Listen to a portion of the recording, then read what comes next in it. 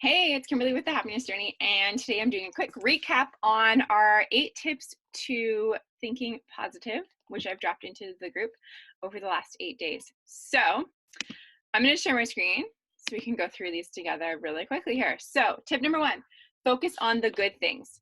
So, this means when something happens that makes you feel upset or disappointed, think of how you can actually pull a benefit out of it and find good in every single situation. So over time, you will notice yourself doing this without putting much effort into it at all. So a couple examples that I had are if you have plans with somebody and they end up canceling last minute, your evening has now opened up and you can spend time with your family, make plans with another friend. You can catch up on your favorite show, read a book, go to the gym, like any of these things that you wouldn't have been able to do during that time, which would actually end up being beneficial to you. Tip number 2 to thinking positive is to practice gratitude. And obviously, you will hear me preach about gratitude day in and day out because it has absolutely changed my life. But practicing gratitude has shown to reduce stress and improve self esteem. And this can be as simple as thanking somebody for doing something for you. A lot of the time, we don't even realize all the things we are grateful for throughout our day. And you might think, yeah, of course, I'm grateful for all those things, Kimberly. But we want to be consciously grateful. So, yes, like unconsciously, we are grateful for these things, but we want to actually be aware and have the feeling of gratitude. It makes a big difference in your life. So, some other forms of being grateful and showing gratitude are to be grateful for the people and the things that you have in your life. So actually thinking, hey, I'm grateful for the furniture in my house. I'm grateful for the food that's in my fridge. Because not everybody in the world actually has those things. I mean, some people live in like little huts in these third world countries with these muddy dirt roads, and they literally don't have the things that we have. They don't have a toilet in their house. Like they have to go outside to go to the bathroom and all these things that we take for granted because we don't know any different. We don't know what it's like to live without these things. So being grateful for these things makes a big difference when somebody does something for you. So if your spouse makes dinner for you or takes you out for dinner, I'm grateful that you have a vehicle to get to and from work or to drive your kids around in or wherever you happen to be going. I'm grateful for the house that you live in and the places that you get to work or the company that you work for. Being grateful that you get to take your kids to school if that's something you get to do. I get to do that once a week, and I am so grateful on Wednesdays that I get to walk my kids to school and pick them up because I never used to get to do that. So for the first 2 years that Carter was in elementary school, I didn't get to take him to school or pick him up. It was a rarity. It was maybe 5 days a year, and those were days that I had taken the day off work, or that we had to make other arrangements so I could drop him off and then go to work late. So I'm very grateful that I get to do that once a week.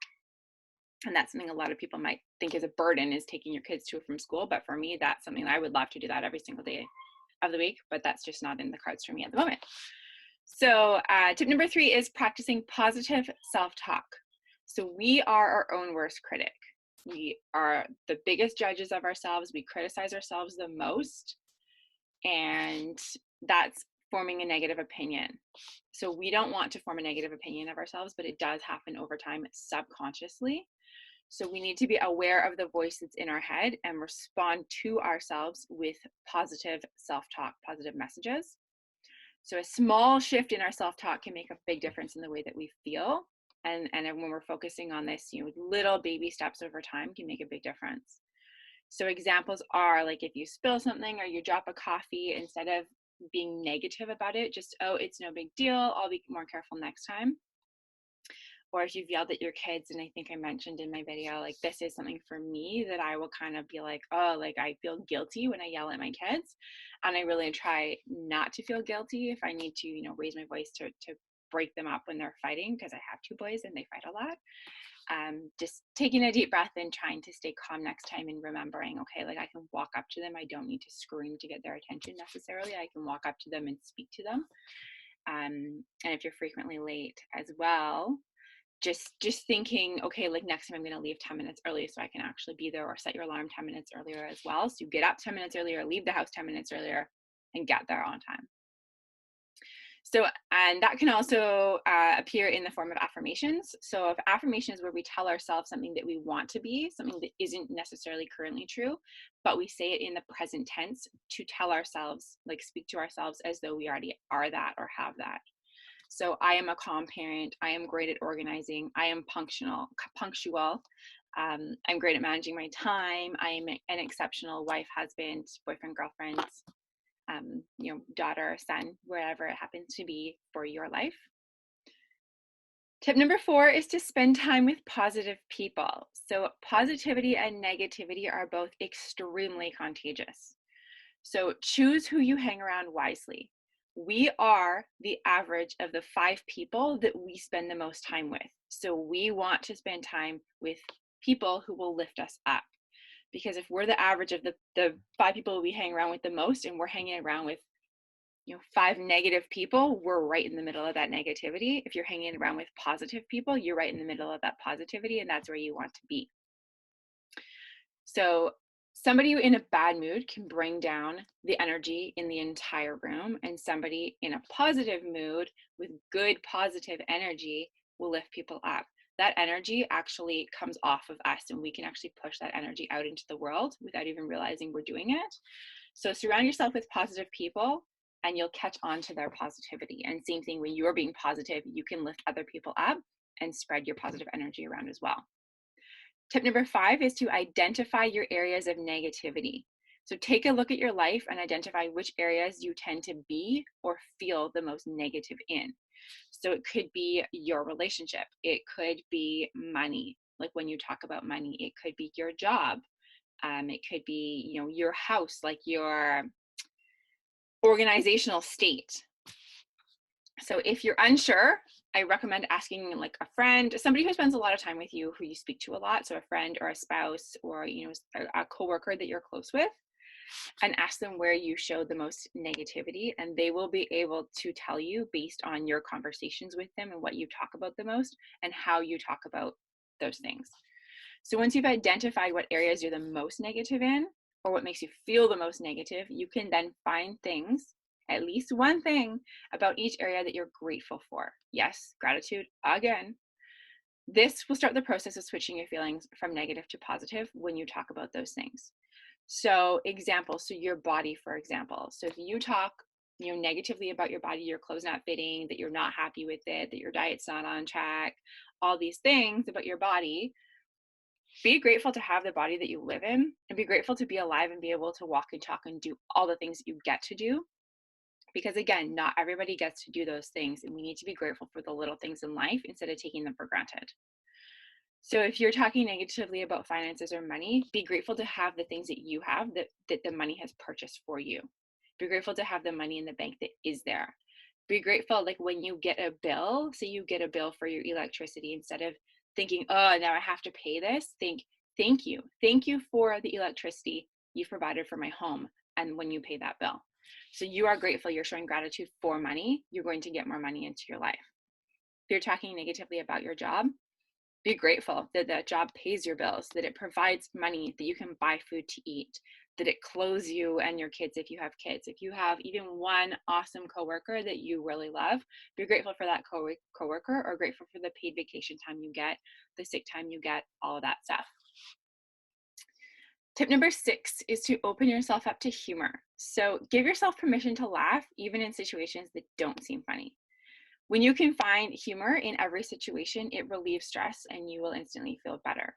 Humor also lightens the mood. So if something happens, if you can look back on that situation and find something funny about it, even though it might not happen in the moment, it might take a couple of days, and then look back and go, hey, that was really funny, or like I could have done this differently, but it was really funny that it went this way. Or if you're just really stressed out, just throw on a movie or an old sitcom like Friends reruns or Seinfeld, or something funny that you know is going to make you laugh. Go watch some SNL replays. SNL replays, Saturday Night Live is hilarious. Like, go watch replays of SNL and you will be laughing. I can almost guarantee it. Make you feel better instantly. Number 7 is to keep a gratitude journal. Yes, gratitude again. Gratitude journal. This has changed my freaking life, and I will preach about gratitude journals all day long. I have found that keeping a gratitude journal has made a huge difference in my mindset. So I write down anywhere from 3 to 10 things that I'm grateful for. I do this in the morning to start my day, and I do recommend daily, like in the morning as well. Writing down 3 to 10 things that you're grateful for, looking back on the last day. So looking back on the previous day, what happened the day before, what are you grateful for that happened yesterday? And then what are you grateful for that has happened so far that morning? If you're not writing it like the instant you get out of bed. I am 5 days a week, I write my gratitude journal like as soon as I get out of bed. I sit on the floor in my closet and I have a walk through closet to get to the bathroom. So I'll shut the door from the bedroom to the closet, sit on the floor in the closet, write my journals, and then go into the bathroom and get in the shower and go on with my day. So, and then I look back at that before I go to bed. I look back at my gratitude journal to kind of go over things as well. So examples on that are like, I'm grateful for morning cuddles with my kids. So that would be if one of my kids is coming to bed in the morning and we've had cuddles for a few minutes, I'm grateful for that time with them. I'm grateful for having a warm bed to sleep in. I'm grateful for a warm morning coffee. I'm grateful for my husband emptying the dishwasher, or for having dinner ready when I get home from work, or my neighbor for picking up my kid from school if I couldn't get there on time. Any little things like this that may have happened the day before or the morning of, I write those down in the morning. And tip number 8 is to start every day on a positive note. Every freaking day of your life, start it on a positive note. When you start your day off with positivity, you set the tone for the rest of the day. Same thing happens when you start your day off in a bad mood or start your day off with negativity. You set the tone for your day. Yes, you can change it, but most people don't know how to do that. You can flip switch that from negative to positive. That'll be a whole nother story, a whole nother episode. But I promise you that starting your day on a positive note will absolutely change your life. And if a gratitude journal is not your thing, I have tried with Carter twice, not his thing. That's totally okay. It's not for everybody, and that's fine. You can think of a few things that you're grateful for before you get out of bed. So when you wake up in the morning, you think, hey, I'm grateful for this day. Like, that is one of my things, is I am grateful. Like, thank you for waking up this morning. Thank you for waking up and having this day. When I put my feet on the floor sometimes, and I mean, I gratitude journal every single morning, so I don't do all these other things necessarily as well every day, but there are days when I do. Especially if I'm really struggling and I am feeling some negative energy, I will try and implement these things as well as my journaling. So when my feet touch the floor in the morning, like, thank you for this day. Or as I take my steps to walk through my closet into the bathroom, like, thank you, thank you, thank you, thank you, thank you, as I'm walking there. And when we start our day off vibrating positive energy and gratitude, it's so much easier to stay in that positive mood than it is to try and switch to positive if we start off with negative energy, if we start off in a bad mood. And often when we wake up in a bad mood, we will notice these things pretty quickly, because you'll stub your toe on the way to the bathroom, or something else will happen. Drop your toothbrush in the sink and it gets all dirty, or like whatever, get makeup on your shirt or things like that. So when you start off vibrating that positive energy, you're a lot less likely to experience those negative situations that can kind of set you off. Other positive ways to start your day are to listen to a song that makes you happy. As I mentioned in my video for day 8, we have a waterproof wireless speaker in our shower, and we just Bluetooth our phones to it, and we can listen to music in the shower, which is great. I listened to the same song on repeat this morning for probably 45 minutes. So I got ready, through my shower, washing my hair, drying my hair, straightening my hair, makeup on, like all these things. But 45 minutes this morning, the exact same song on repeat, and it felt great. Telling yourself, like verbally tell yourself, today is going to be a great day, either in your head or out loud, but today is going to be a great day. And like, make that decision, set that tone for the day. Telling yourself positive affirmations. So I am statements. I am exceptional. I am great at whatever. I am amazing. I am loved. I am kind. I am strong. All these affirmation statements. Listening to a motivational podcast or audiobook. I love listening to podcasts while I drive, like motivational, inspirational, personal growth podcasts on mindset, on manifestation, on business, on anything that kind of gets me fired up. And then sharing positivity by giving someone else a compliment. So you can thank your spouse for something, or your boyfriend or girlfriend, or your kids, or just paying a compliment to somebody. If somebody looks nice, they've got their hair cut, they're doing their makeup nice, they're wearing nice clothes, whatever it is, complimenting somebody makes them feel good, and it also makes you feel good as well for sharing that positivity with them. So these are the 8 tips that I recommend, 8 tips that you can use and implement into your life, 1 or all 8, whatever you choose. to think more positively. If you have any questions, reach out to me, of course. And thank you so much for tuning in. I hope you guys got some value out of this, and I will see you soon. Have an amazing day, and I'll see you really soon. Bye.